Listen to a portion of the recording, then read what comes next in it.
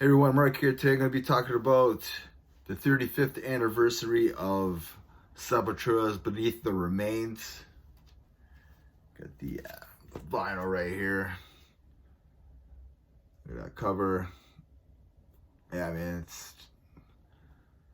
everybody should know this album, should love this album. Everybody should have this album, some kind of format, at least the CD, cassette, whatever. Yeah, from Brazil, Sepultura released their third studio album on April 7th, 1989 on Roadrunner Records. This is the first album with the label.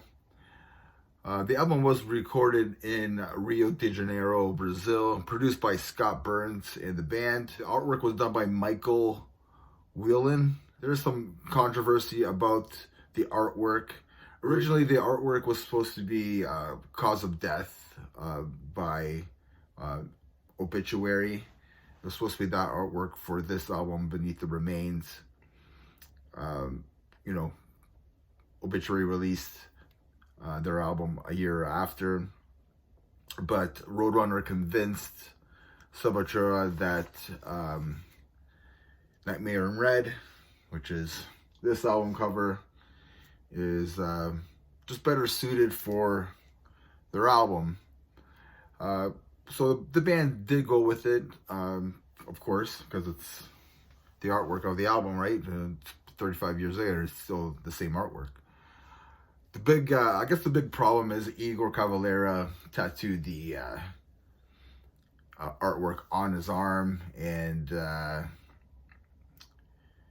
yeah, so I guess that would piss him off. Like, he was pretty pissed off.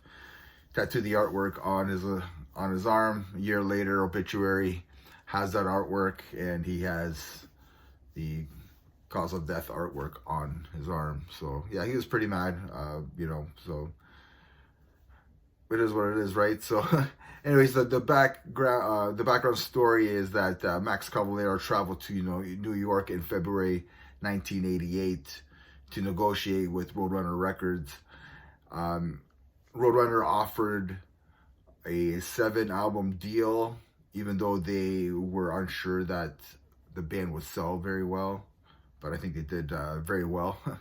I guess for the label, the budget standard is roughly like $8,000, especially like at the time, late 80s and 90s. So I guess like that's what they offer, the standard of what they offered bands, the budget. But I guess Beneath the Remains was like double that once it was all done.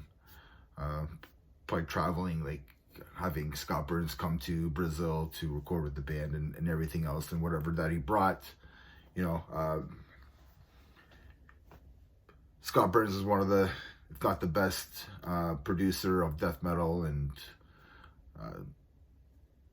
thrash metal, like at that time, right? So in the band we have Max Cavalera, who plays guitar and vocals, Igor Cavalera on drums, Andreas Kissler on guitar, and Paulo Jr. on bass. You do have some guests on this album, like Kelly Schaefer from Atheist, John Tardy from Obituary.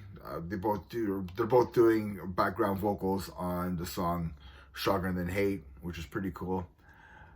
This is like just a strong album from the band.